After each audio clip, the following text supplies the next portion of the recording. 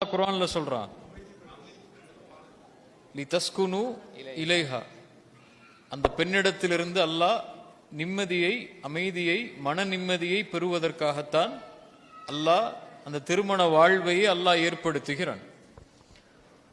அப்ப அந்த அமைதி, மன நிம்மதி தான் அந்த திருமண வாழ்வுடைய ஒட்டுமொத்த நோக்கமும்.